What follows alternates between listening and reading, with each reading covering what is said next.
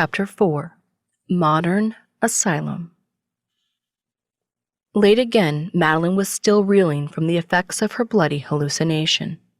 She veered her black Mercedes Benz ML350 SUV into the parking lot of New Orleans State Psychiatric Hospital, screeching to a halt. But the instant she put the car into park, she regained control of her emotions and switched to a face of impenetrable professionalism. Her job was her life, and despite the personal torment she suffered when alone, her patients took top priority when she was inside the NOSPH compound. New Orleans State Psychiatric Hospital, NOSPH, was the country's newest and most controversial mental health research facility, built with government funding after the last major hurricane hit Louisiana. Intelligence classified and heavily protected, it was the most coveted hospital for new psychiatrists to obtain a residency in the United States, and the most prestigious.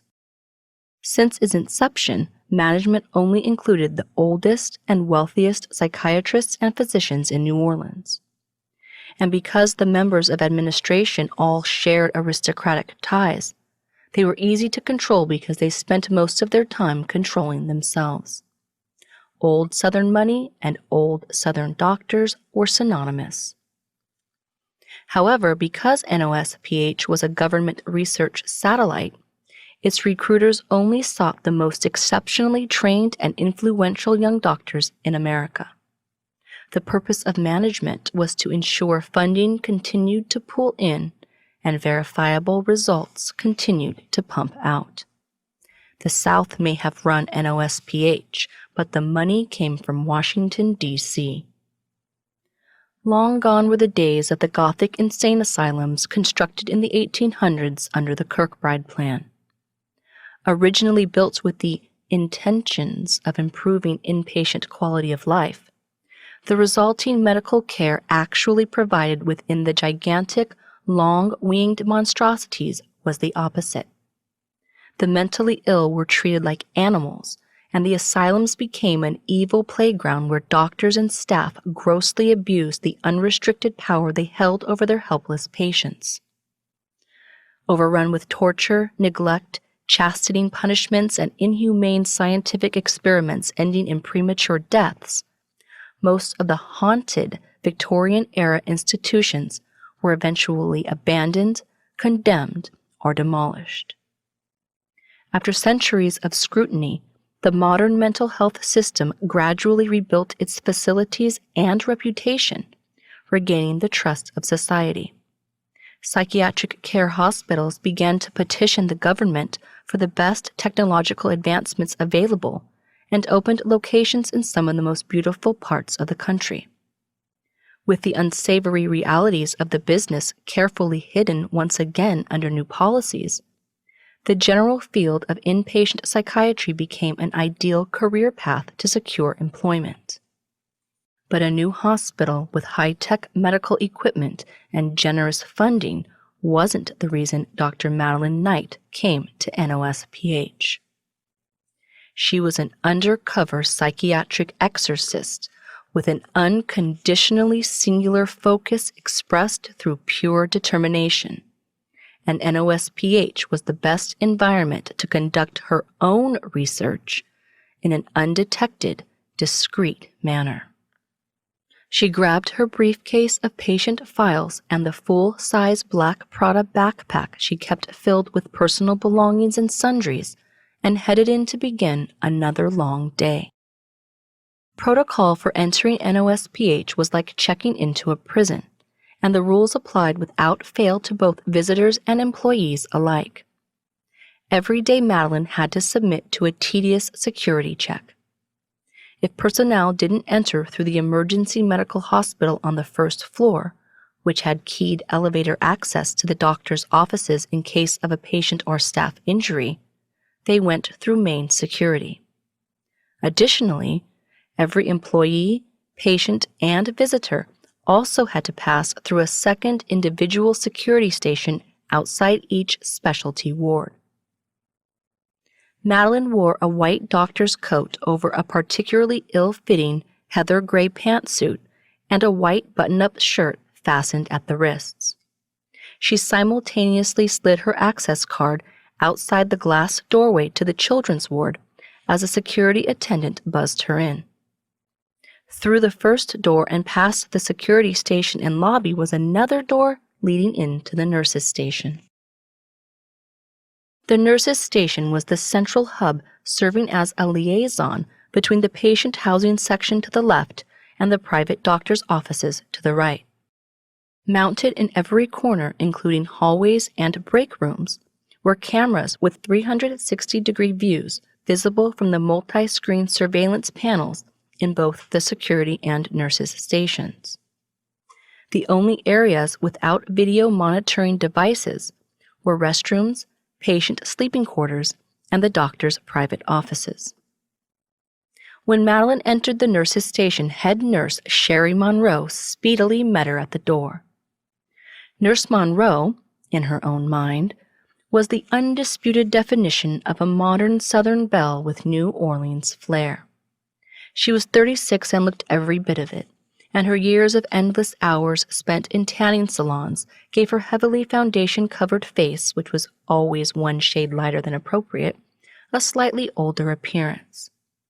Her hair was always dyed a perfect shade of yellow hay blonde — old Metairie girls never bleached — and cut just below shoulder length. But the color of her lipstick changed daily to whatever was new and trendy in her latest issue of Southern Glamour magazine, and her thick black eyeliner was omnipresent. It was Nurse Monroe's breasts, however, that were her most appealing, well-known feature. Even with her petite, small-framed body, they were soft, large, and completely real. A full D cup, and she wanted everyone to know it. Hence, she always wore her uniform with the neckline cut just a little too low. Plus, she was a charlatan daddy's girl, always taken care of financially to a minimum point that despite her ability to achieve her nursing degree, she found herself forever stuck in the past days of her youth. Never fully embracing the responsibilities of adulthood, she was a perpetual teenager with a full-time job, as required by her father, and constantly on the lookout for a husband. Nurse Monroe's father was the president of South State Medical Board, which had final say on anything medically related in the state of Louisiana. Therefore, despite Nurse Monroe's daily appearance and reputation for entitlement and unsavory behavior, it wasn't surprising to anyone she'd secured the position she had. But her blatant disdain for Madeline was nothing short of apparent, and everyone, including Madeline herself, was well aware of it. "Ms. Knight," Nurse Monroe said smugly, handing Madeline a stack of files, "we were expecting you over an hour ago. Here are your charts for this morning's rounds and a list of new patients admitted from the evaluation wing." She leaned in and noticeably sniffed Madeline, who still smelled of alcohol, and made a sour face toward the other nurses, who quietly smirked while watching what was known to be a regular morning exchange. Without responding, Madeline took the paperwork out of Nurse Monroe's hand and quietly walked away past the other 5 all-female nurses who refused to acknowledge her presence formally. As soon as Madeline walked into the doctor's wing and the door closed behind her, Nurse Monroe walked over and started gossiping with the others. Outside a patient recovery and confinement room, 2 of the psych techs Madeline worked with closely on a daily basis, Ross and Jack Lee, walked toward her, both smiling warmly.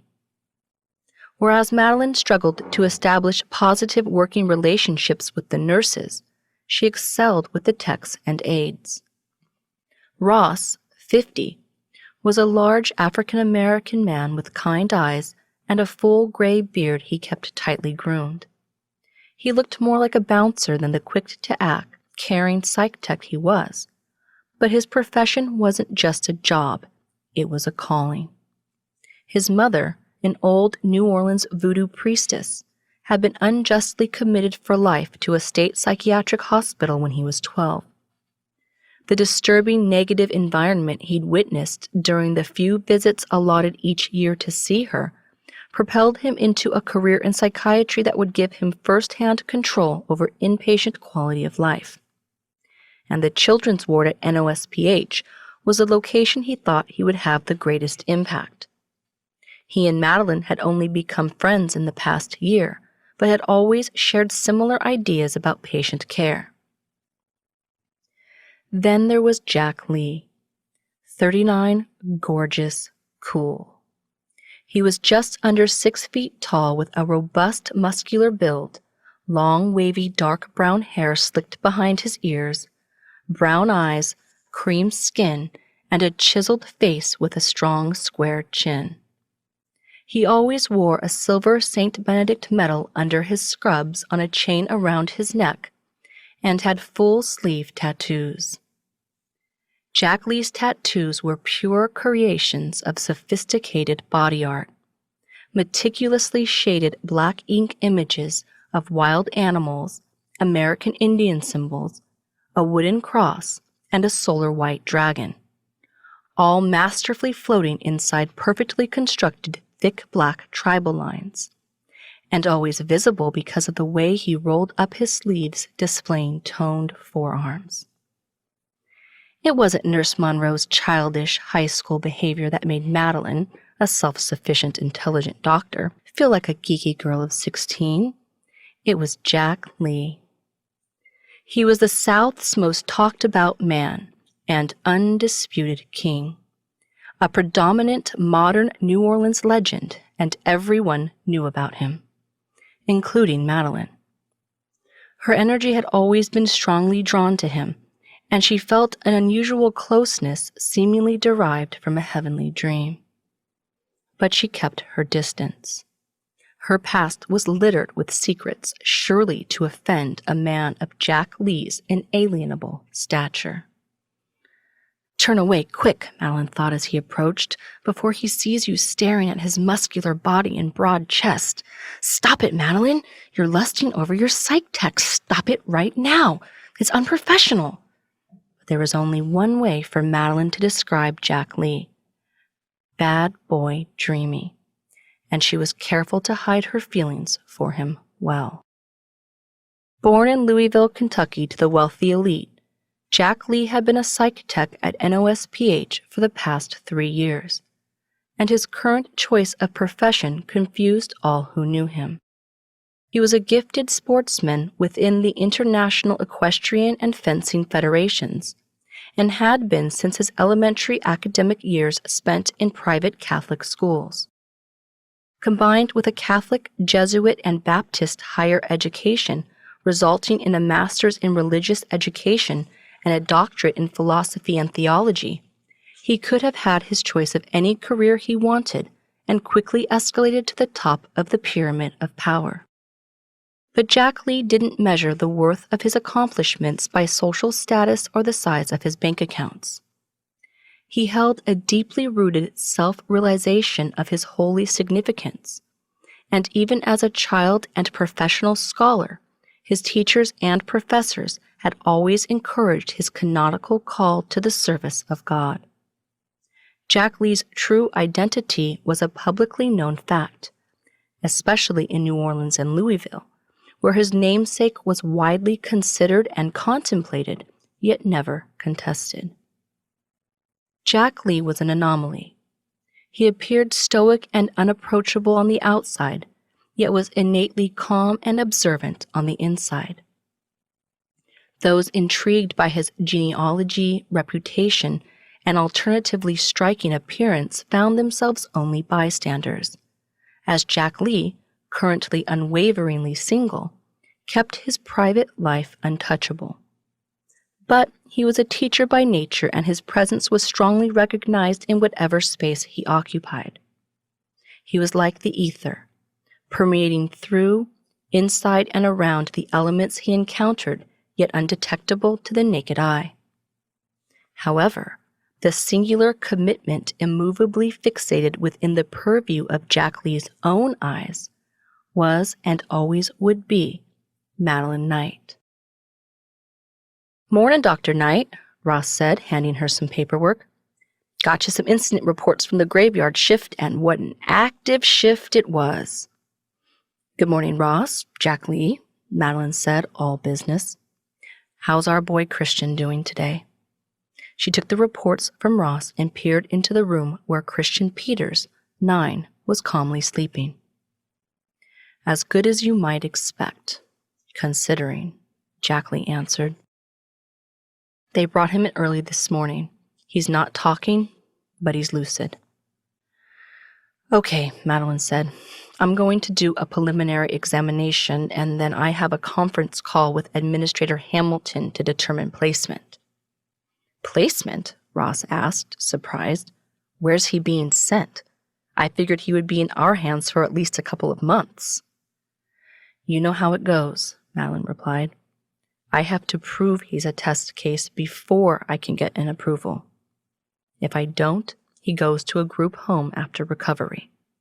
I'll update you later this afternoon.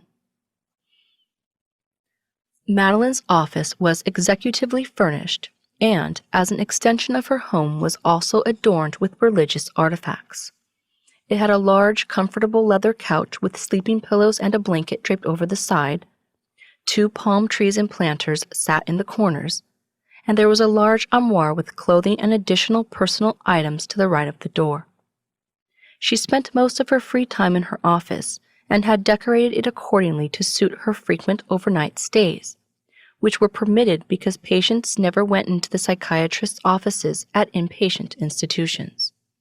Instead, doctors tended to their patients either in a medical examination room or in a child-friendly playroom where the doctors could have non-threatening, activity-based sessions and view family visits through a 2-way mirror. A big window behind Madeline's desk provided a panoramic view of the beautifully landscaped grounds of the interior courtyard gardens, where nurses and techs managed the outdoor therapy for patients of all ages and conditions. Some patients sat alone and gazed at the same spot for hours. Some participated in group activities like playtime, yoga, or gardening, and others required physical assistance to simply walk around and enjoy the healing qualities of the sun. Madeline sat at her desk, diligently filling out Christian's examination report and waiting for her 2 o'clock conference call with Administrator Hamilton to ring through. Dr. Florence Hamilton, 47, was not a fan of Madeline. She ran a tight, orderly, disciplined program in strict accordance with the rules and regulations set forth by the board. She had no interest whatsoever in renegade methodology, and if she had to fight to receive additional funding for a cause, she promptly dismissed the request in favor of avoiding a rift. Her official job description was Chief Administrator of Patient Health and Finance. But she was stationed at NOSPH for one reason: to maintain aristocratic order. Her husband, Walker Hamilton III, 87, was a billionaire real estate trust magnate who owned half of New Orleans, including the Walker Hamilton Country Club, which channeled, controlled, and sifted through anyone hoping to join or remain in New Orleans high society. He was a conundrum, one of the most loved, reputable, and humanitarian philanthropists in the city, yet true old money born of the founders of the South. Contrarily, while Administrator Hamilton was born with a genius brain and a breakneck wit, she was also born to a poor white family in the backwater Louisiana swamps. Her ability to graduate from medical school and rise to the top of the social register was the miraculous result of her marriage at age 16 to the man 40 years her senior. And her ultimate goal of erasing her noticeably less refined genealogy was achieved by decades of cosmetic surgeries combined with the luxuries of extreme wealth, resulting in her infamous doll-like beauty. However, even with her strained dedication to perfecting a refined Southern lady's vocal style, mannerisms, and etiquette, The remnants of her native tongue still seeped through every so often when she found herself in distress. Dreading the call, but eager to argue successfully to retain Christian as a patient, Madeline hastily answered the phone when it rang. "Good afternoon, this is Dr. Madeline Knight." "This is Dr. Hamilton," Administrator Hamilton said in a thick, sophisticated Southern accent. "I have on my desk paperwork requiring a signature to admit a Christian Peters, transferred last night for evaluation. Is this recommendation a request from the Family Services Office?" "No, Dr. Hamilton, it's a request from me. He's a 9-year-old patient of mine who is currently recovering from anal reconstructive surgery and multiple life-threatening skull fractures. I'm not sure why I have to remind you of this again, but you know perfectly well we don't admit patients to this facility based strictly on abuse-related injuries.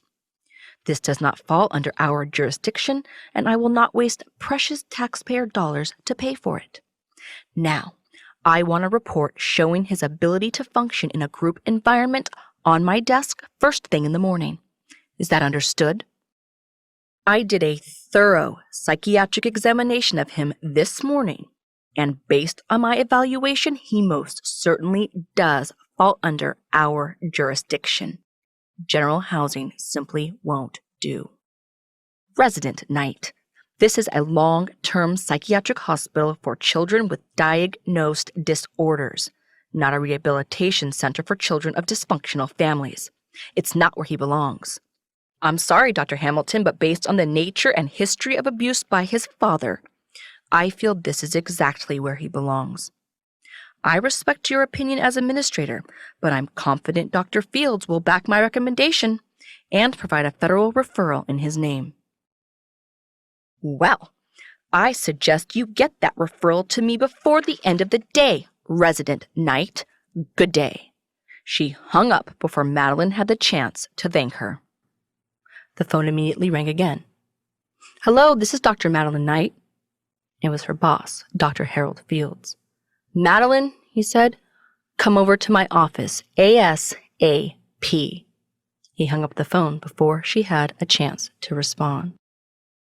Madeline was alarmed. She hadn't mentioned her preliminary diagnosis of the Peters case to him yet, so that couldn't have been what he wanted to discuss, and she knew it. Regardless, her behavior over the past few months indicated that whatever it wasn't going to be good. She had worked under Dr. Fields for 3 years, and he had already extended her plenty of clemency during that time. Something in his tone warned her this was going to be different. Madeline knocked on the door to Dr. Harold Fields' office and entered without invitation. Dr. Fields, 59, was 6 feet tall, clean-cut, and handsome. He had a thick head of silver hair perfectly feathered back and lightly sprayed, pale white skin, and regal, pronounced aristocratic features.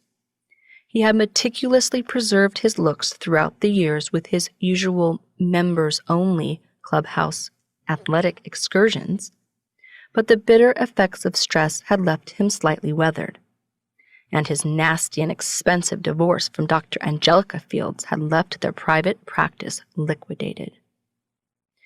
Initially an adult psychiatrist, after his divorce, Dr. Fields rebuilt his entire career around becoming one of the top authorities in the country on child psychiatry. After years of dedication to repairing what he thought his ex-wife had destroyed, South State Medical Board made an unexpected decision to name him Chief of Child and Adolescent Psychiatry at NOSPH, a position that afforded him maximum perks with minimal effort. He reveled in his new station of authority and intended to show his ex-wife up with an even younger new wife and the international recognition to go with it. And Madeline Knight was the exact breed and flavor he was looking for.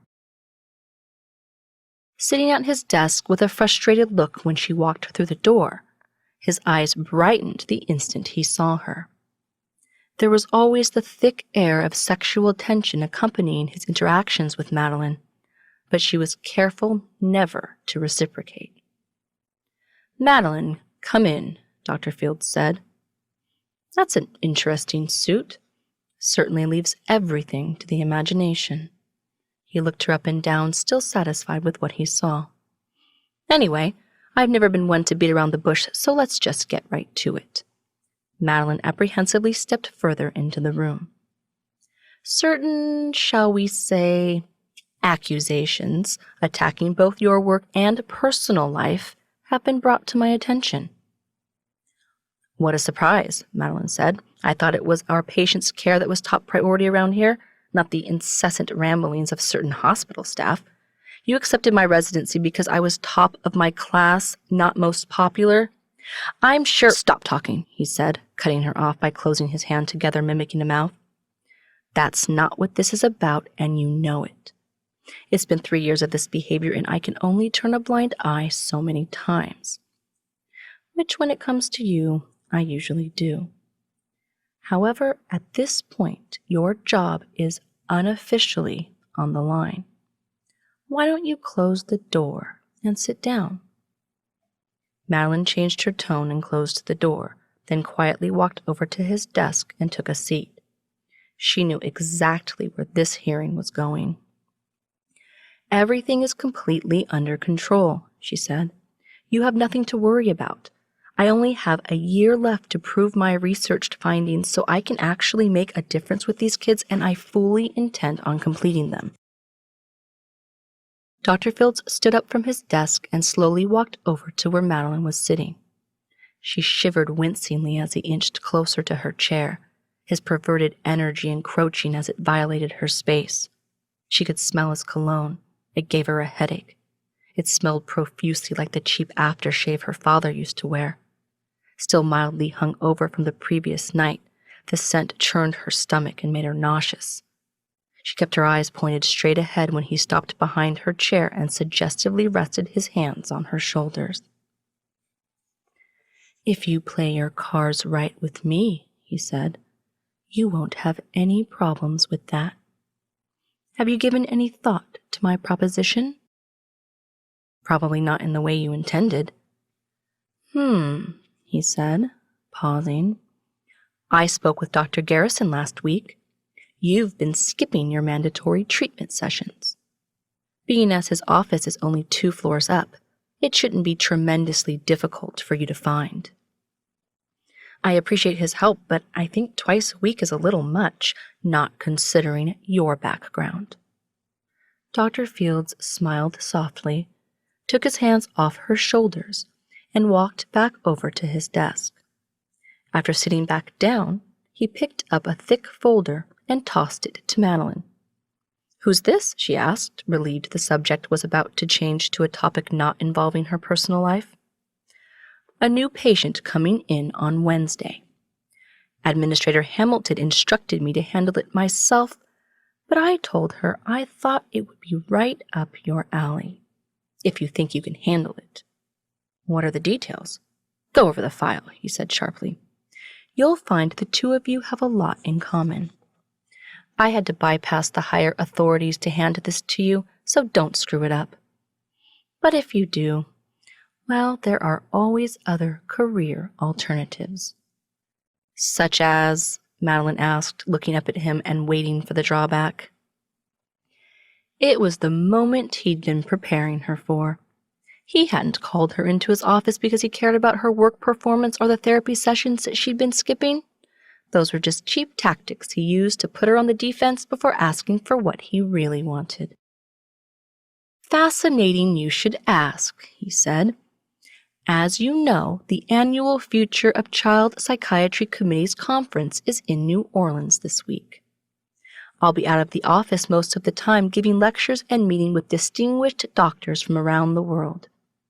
I've been asked to give the keynote address at Thursday night's gala, and I would love for you to accompany me.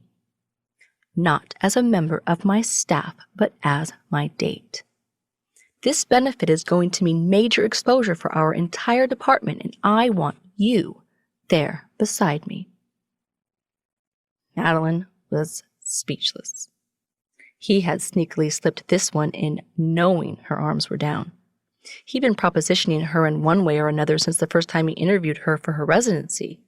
But even though his lascivious behavior was getting more frequent and taking on a more serious tone, she usually just laughed it off and changed the subject, knowing how to play his game.